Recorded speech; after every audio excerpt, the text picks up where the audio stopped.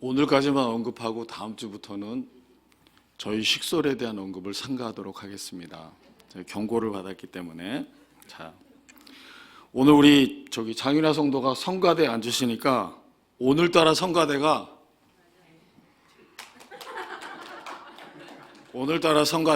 더 많아 보여요. 좋은 현상인 것 같습니다. 제가 얼마 전에 우리 박경미 선교사님 아버님께서 소천하셔서 장례식장을 갔었잖아요. 근데 박종원 집사님이라고 그러시더라고요. 근데 꽃 속에 안치한 영정 사진을 보고 깜짝 놀랐어요. 여기 지금 입고 계신 이 성가대 가운을 입으시고 찍은 사진을 영정 사진으로 올리셨더라고요. 마음에 굉장히 큰 울림이 있었습니다.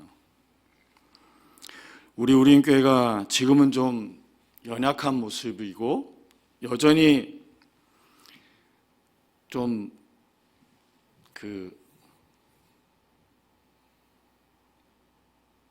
우리를 누르는 뭔가가 있는 것 같은 그런 마음의 그런 것이 좀 있긴 하지만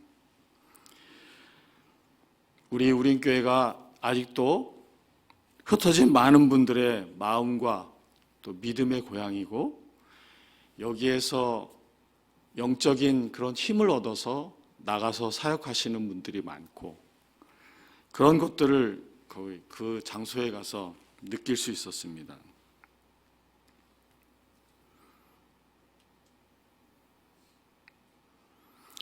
아마도 우리가 이 40년 동안 이 자리에서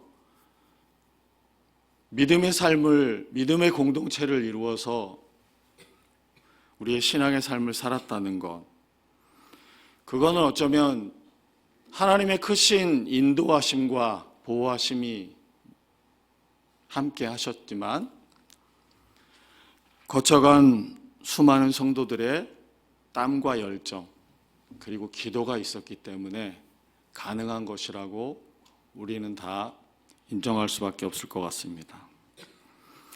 앞으로 10년을 우리가 또 50년을 채워가는 그 과정에서 내실 있고 더 아름다운 주님의 공동체로 우리가 자라가서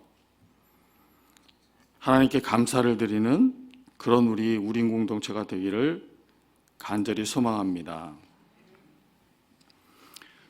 우리 성가대도 더 많은 분들이 와서 하나님께 찬양을 드리고 우리의 빈자리도 더 많이 채워지는 그런 역사가 있기를 소망하면서 이 시간에 이 자리에 함께하지 못하지만 우리와 함께 예배를 드리고 있고 그리고 우리의 교회를 생각하는 우리의 지체들에게 인사를 드리고 비록 몸은 다른 곳에서 예배를 드리고 있지만 영상 예배를 통해서 여기에 함께 하신 주님이 그곳에도 함께 하시기를 간절히 소망합니다. 특별히 이 자리를 사모하면서 건강의 문제로 함께 하지 못하는 우리 성도님들에게 위로의 말씀을 드리고 회복해 하시는 주님의 은혜가 함께 하시기를 간절히 소망합니다. 오늘 우리가 누가복음을 읽었습니다. 4장 14절에서 21절까지. 오늘의 제목이 여러분 예수님의 해 2024년 이렇게 제가 거창하게 뽑아봤습니다. 누가복음과 초대교회의 역사를 담고 있는 그 사도행전은 누가라는 사람이 서술을 했습니다. 누가의 직업은 의사로 알려졌고요. 그는 서문의 데오빌로라는 사람에게 자기의 글을 써서 헌정하는 듯한 그런 멘트를 남겼습니다. 누가복음 1장 1절에서 4절까지를 한번 우리가 교독해 보겠습니다. 제가 1절 먼저 읽겠습니다. 우리 중에 이루어진 사실에 대하여 2절 읽어주세요.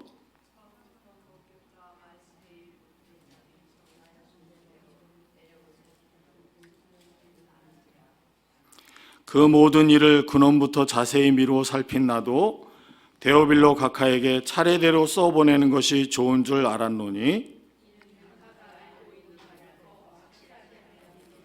아멘. 화면에 이거 띄워주시기로 하셨는데 안 띄워주셨어요.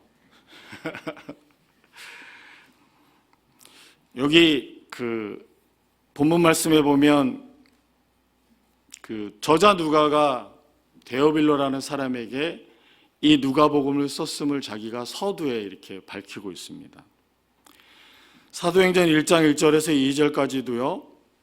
데오빌로여, 내가 먼저 쓴 글에는 무릇 예수께서 행하시며 가르치시기를 시작하신부터 그가 택하신 사도들에게 성령으로 명하시고 승천한 날까지의 일을 기록하였노라, 이렇게 고백하고 있습니다. 여기 누가복음에 보면 그 모든 일을 근원부터 자세히 미루어 살핀 나도 쓰기로 결심했다, 이 문장이 나오고요. 사도행전에 보면 무릇 예수의 행하시며 가르치기를 시작하신부터 자기가 썼노라고 그렇게 고백하고 있습니다.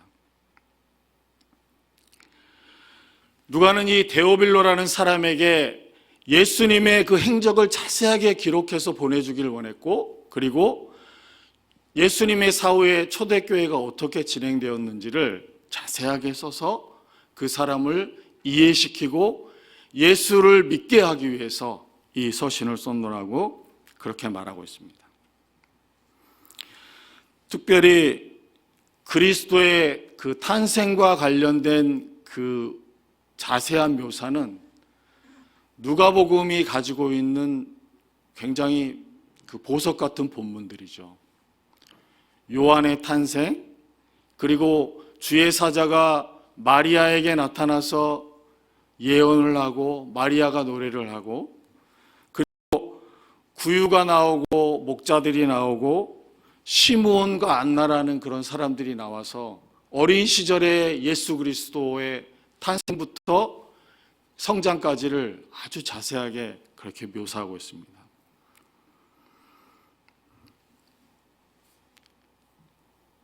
이 사람이 얼마나 그 예수 그리스도의 그 행적에 대해서 열심을 가지고 조사하고 기록했는지를 우리가 알 수 있는 그런 대목들입니다.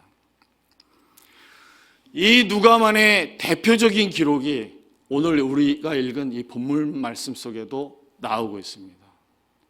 사복음서에 어디를 뒤져봐도 이렇게 상세하고 자세한 묘사를 예수님의 고향에서 예수님이 있었던 이 일들을 기록한 복음서가 없죠.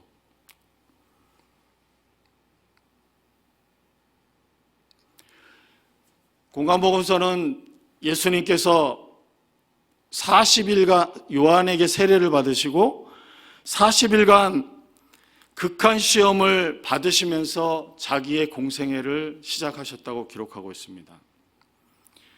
아마도 예수님은 때가 찼고 하나님 나라가 가까웠으니 회개하고 복음을 믿어라, 이렇게 사람들에게 증거를 하셨겠죠.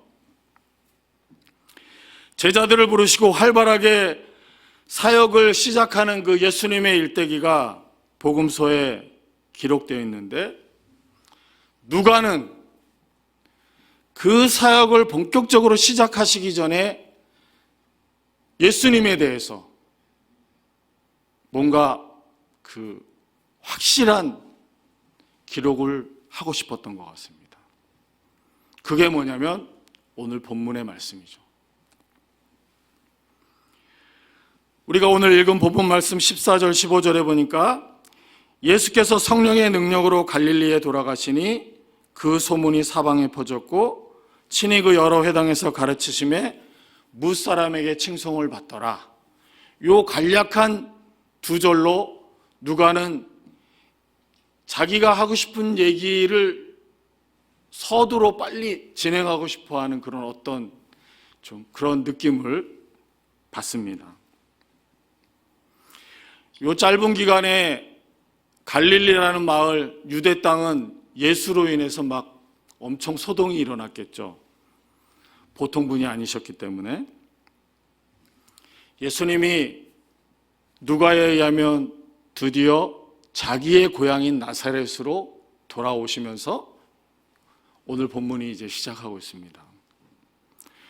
유대인은 그 안식일 율법이 하루의 시작을 아침부터 밤까지로 잡는 게 아니라 그 전날 해질 무렵부터 다음날 해가 지기 전까지를 안식일로 지켰기 때문에 예수님은 아마도 자기가 자라나신 그 나사렛에 하루 전에 도착하셔서 가족들과 함께 안식일의 그 시작을 알리는 타종과 함께 저녁 식사를 드셨겠죠.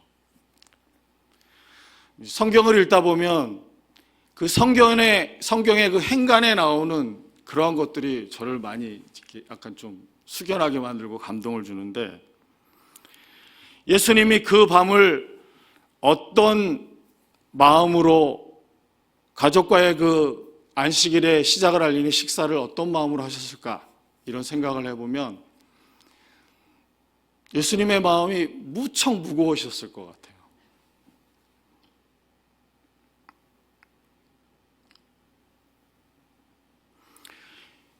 예수님이 그 밤을 온전히 지새시고 아침에 이제 회당으로 향하십니다. 거기에서 이제 유대인의 그 안식일을 이제 지키시는 거죠. 우리가 여기서 주목해야 될 것은 예수님이 어린 시절부터 유대인이셨기 때문에 이 나사렛이라는 이 회당은 예수님의 어린 시절의 추억이 깃들여 있는 곳이겠죠. 아무래도 30세에 넘어서부터 공생애를 시작하셨다니까 30살까지는 이 회당에서 자기의 가족과 친지들 그리고 자기를 아는 동네 사람들과 모여서 유대인의 전통을 따라서 예배를 드렸을 겁니다.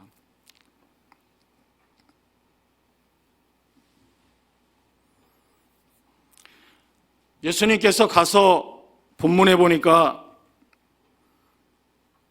앉으셔서 이제 말씀을 읽을 순서가 되었다고 그러는데, 아까도 말씀드렸지만 유대인들 사이에서 소문은 이미 예수에 대한 소문은 넓게 퍼져 있었고, 사람들은 그 예수 그리스도의 그 비범하고 대단한 그 말씀을 해석하는 능력, 여기서 말씀이라는 건 구약이겠죠. 그리고 그분이 행하시는 그 일들로 인해서 굉장히 그 흥분된 상태였을 것이고, 고향에도 그 소식이 전해져서 아마도 이 나사렛 회당에서 모인 사람들은 예수를 기대와 희망에 찬 눈으로 바라봤을 것 같아요. 이런 거죠. 우리 마을에도 드디어 용이 하나 나오는구나. 뭐 그런 마음이었겠죠. 유대인들에게 위대한 랍비가 그 마을에서 태어난다는 것. 이거는 우리나라 옛날로 치면 우리 동네 모두가 서울대 법대에 합격했다 해가지고 막 프랭카드를 걷는 그런 시골 마을을 좀 연상하면 약간 이해가 되실 것 같아요. 예수에 대한 소문이 너무 좋게 났기 때문에, 너무 대단한 일들을 하셨다고 났기 때문에 사람들이 지금 회당에 모여서 예수에게 순서를 맡기고 예수가 그 말씀을 읽는 장면들을 지금 본문 속에서 우리가 보고 있습니다. 근데 예수님이 그 예배의 순서를 맡은 사람이 두루마리 성경을 갖다 드렸는데 이사야서를 갖다 드렸다고 본문에 나와 있습니다. 이 이사야서는 유대인의 가장 위대한 선지자인 이사야가 기록했다고 알려져 있고, 이 이사야서에는 우리가 잘 아는 것처럼 마태와 마가와 누가가 예수님을 탄생을 예언하고 예수님의 삶을 예언하고 고난을 예언하는 그 메시아에 대한 기대와 그 메시아에 대한 소망으로 가득한 책이 바로 이사야서였습니다. 그런데 예수님께서 이사야서 61장 1절과 2절을 펴셔서 지금 읽으시는 장면이 나오고 있습니다. 이사야서 61장 1절과 2절은 유대인들에게 있어서 바벨론 포로라고 하는, 예루살렘이 멸망하고 바벨론의 포로로 잡혀가서 그 오랜 세월을 그들이 핍박을 받고 조롱을 받으며 멸시를 받으며 지내는 그 시절에 이사야가 그들을 향해서 했던 예언의 말씀이었습니다. 시편 137편은 그때를 이렇게 노래합니다. 우리가 바벨론의 여러 강번 거기 앉아서 시온을 기억하며 울었도다. 자기들의 그 비참한 삶과 어려움에 대해서, 자기 민족의 순환에 대해서 너무나 슬픈 마음들을 표현하는 그 시절이 바로 예수님이 오늘 읽으신 그 본문 말씀 속에 담겨 있는 그런 의미가 되겠습니다. 표준 세번역 성경은 이 부분을 구원의 기쁜 소식이라고 그렇게 노래하고 있습니다. 선지자 이사야의 글을 드리거늘 책을 펴서 이렇게 기록된 데를 찾으시니 곧 주의 성령이 내게 임하셨으니 이는 가난한 자에게 복음을 전하게 하시려고 내게 기름을 부으사 포로된 자에게 자유를, 눈먼 자에게 다시 보게 함을 전파하며 눌린 자를 자유롭게 하고 주의 은혜를 전파하게 하려 하심이라. 이 본문을 예수께서 읽으셨습니다.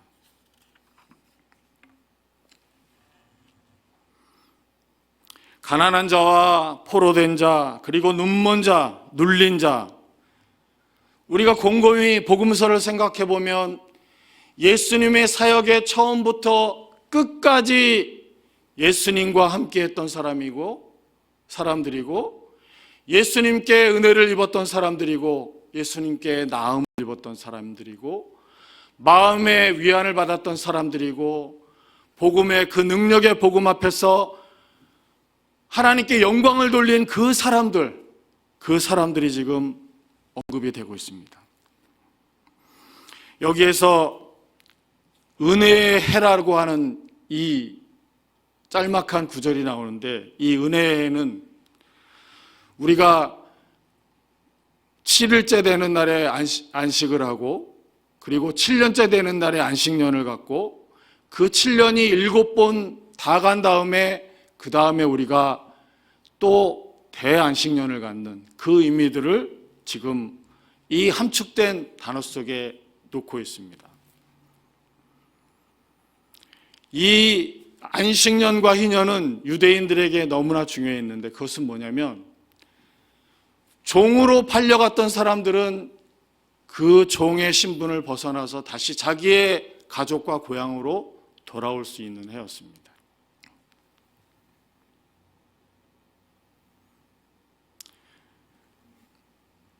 흉년이 너무나 들어서 어쩔 수 없이 자기가 가지고 있는 땅을 판 사람들도 이 희년이 되면, 이 은혜의 해가 되면 그 땅을 돌려받을 수 있었습니다.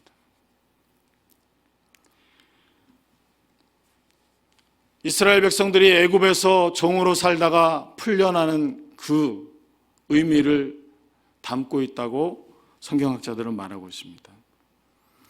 한마디로 말해서 무너졌던 하나님의 질서를 다시 회복하는 것, 그것이 바로 은혜의 해였습니다. 50년이 되는 해.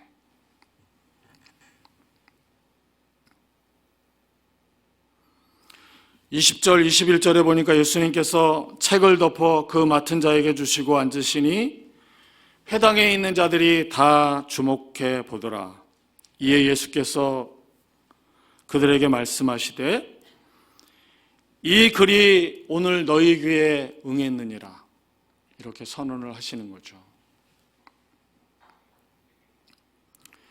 예수님은 지금 직접 당신이 너희가 그토록 위대한 선지자라고 말하는 그 이사야가 예언하고 그렇게 너희들에게 소망을 줬던 그 메시아, 그 은혜의 해, 그 축복의 사람, 그 선지자, 그 사람이 바로 나라고 그렇게 선언을 하고 계시는 거죠.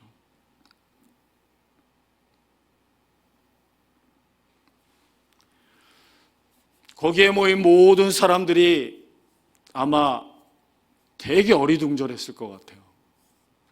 그들이 듣고 싶은 얘기는 사실 이런 청천벽력 같은 얘기는 아니었겠죠. 그가 다른 지방에서 했다는, 다른 고을에서 했다는 그 기적을 보기를 원했고 그 말씀을 듣기를 원했는데, 예수님께서 오늘 그들에게 너희가 그 몇백 년을 기다려온 너희의 그 바벨론의 그 치욕과 너희의 종된 삶과 지금 로마의 압제 속에서 고통당하고 있는 너희를 단번에 회복시킬 수 있는, 회복시킨다고 예언된 그 메시아라고 선언을 하신 거죠.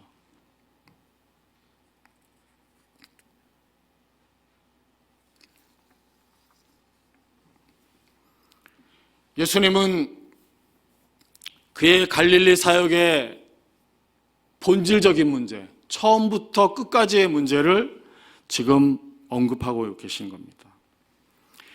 예수님은 가난한 자에게 전파하는 그 복음 속에, 포로된 자에게 전파하는 그 자유 속에, 죄가 눈멀게 하는 그 죄악된 자들에게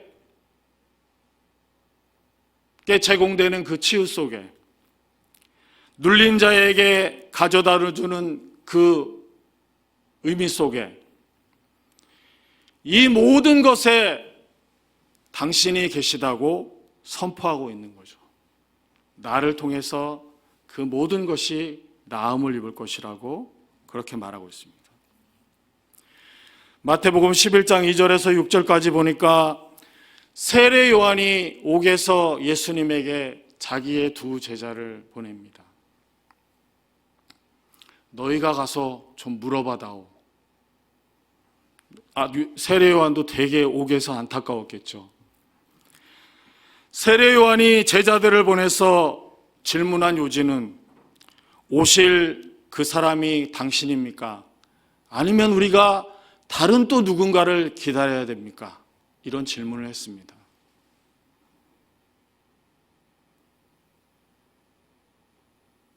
예수께서 그 요한의 제자들에게 마태복음 11장 2절에서 6절까지 답변을 하고 계십니다. 너희가 가서 듣고 보는 것을 요한에게 전해라. 앞을 보지 못하는 자가 보게 되었고, 못 걷는 사람이 걷고, 나병 환자가 깨끗함을 받고, 못 듣는 자가 듣고, 죽은 자가 살아나고, 가난한 자들에게 복음이 전파된다. 그렇게 일러라. 이렇게 답변을 주시는 거죠. 예수의 평생의 사역에 나타난 이 놀라운 메시아로서의 그 사역, 어쩌면 이건 그 시대의 2000년 전에 그 나사렛이라는 그 조그마한 동네에서, 아니면 갈릴리라는 그 지역에서, 유대 땅이라는 그 좁은 지역에서 한정된 의미가 아니라 2000년을 거슬러서 오늘 우리들에게 임하는 메시아로서의 예수의 은혜입니다. 우리도 이 어그러지고 하나님의 질서로부터 벗어나 있는 그 하나님의 백성들을 회복시키기 위해서 이 땅에 오셨던 예수 그리스도와 함께 이 회복의 여정에 우리도 주님을 따라 나선 예수님의 사람들인 것을 우리가 믿고 고백했으면 좋겠습니다.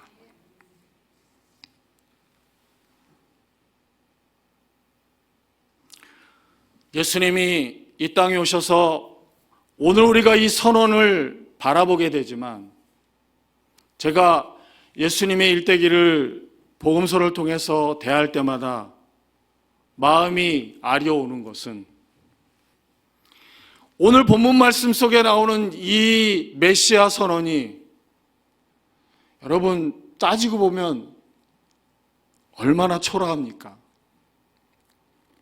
예루살렘도 아니고 예루살렘 성전도 아니고 수많은 사람들이 붐비는 그런 곳도 아니고 모이는 그런 곳도 아니고, 당신이 자란 자기의 고향에 가서 자기를 아는 모든 사람들이 모여있는 그 조그마한 나사렛 회당에서 메시아 선언을 하고 계신 거죠. 예수의 삶은 어땠습니까? 인자는 머리 둘 곳이 없다. 여기서 저기로 옮기면서 계속해서 누군가에게 도움을 받아서 끼니를 해결하셔야 했고, 누군가의 집에 가서 나그네와 객처럼 그곳에 묵어야 했고, 때로는 사막의 한가운데서 제자들과 불을 지피시면서 주무실 때도 많았다는 거죠. 유대인들이 생각하는 메시아, 그 메시아와 예수 그리스도께서 보여주시는 메시아의 이 선언과 삶은 완전히 다른 것이죠.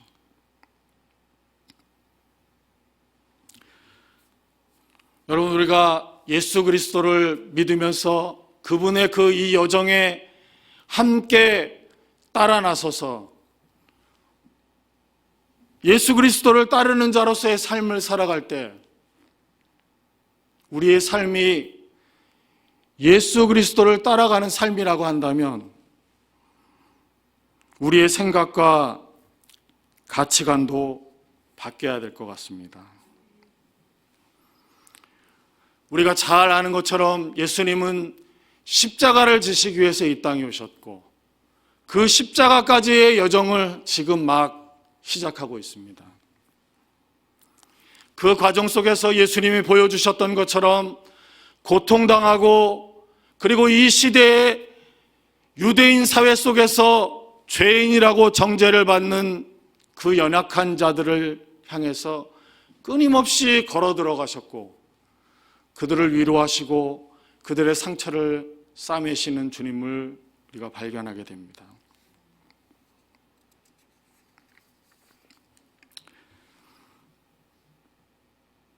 말씀을 마치겠습니다. 이사야는 하나님의 종, 하나님의 마음에 기뻐하는 자를 향해서 이렇게 표현합니다. 상한 갈대를 꺾지 아니하며 꺼져가는 등불을 끄지 아니하시느니라, 이렇게 말씀하고 있어. 예수님도 이 땅에 오셔서 나는 마음이 온유하고 겸손하니 나의 멍에를 메고 내게 배워라, 이렇게 말씀하고 있는 거죠.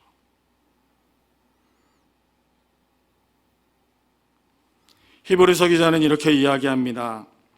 이러므로 우리가 구름같이 둘러싼 허다한 증인들이 있으니 모든 무거운 것과 얽매이기 쉬운 죄를 벗어버리고 인내로서 우리 앞에 당한 경주를 경주하며 믿음의 주요 또한 온전케 하시는 예수를 바라보자, 그렇게 기도하고 있습니다.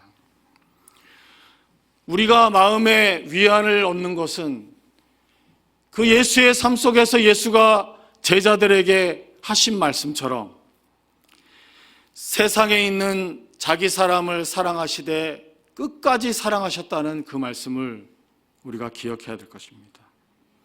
어쩌면 우리가 예수 그리스도를 따르는 건 아까도 말씀드렸지만 우리가 회복의 여정을 예수님과 함께하는 것인지도 모릅니다. 우리의 마음의 문을 열고 우리의 삶에, 우리의 몸에, 우리의 정신에 깃들여 있는 나를 올감해 오는, 나를 누르는, 나를 억압하는 그것들로부터 이 2024년이 메시아로서 하나님의 질서를 회복하고 우리를 하나님의 나라에까지 인도하기를 원하시는 그 메시아로서 이 땅에 오신 예수 그리스도와 동행하면서 치유를 받고 회복되어지고, 그래서 예수를 믿는 것이, 우리 공동체에 나와서 함께 예배드리는 것이 한없이 기쁘고 자유하는 그런 축복이 우리들에게 있었으면 좋겠습니다. 기도하겠습니다. 하나님, 감사합니다. 오늘 이 땅에 메시아로 오신 주님이 모인 사람들을 향해서 이 말씀이 오늘 지금 여기에 너희에게 이루어졌다고 하는 그 말씀을 우리가 받습니다. 하나님, 우리가 모인 이곳에, 지금 이곳에 주님 우리에게 임재하심을 믿습니다. 우리의 삶에 임재하심을 믿습니다. 하나님, 그 메시아이신 우리를 회복시키시는 그 주님의 은혜와 사랑을 우리의 삶의 현장 속에서 우리가 어디를 가든지 발견할 수 있고 느낄 수 있고 나타내 보여줄 수 있는 귀한 삶을 살아갈 수 있도록 주님 우리를 축복하여 주시옵소서. 예수님의 이름으로 기도드립니다. 아멘.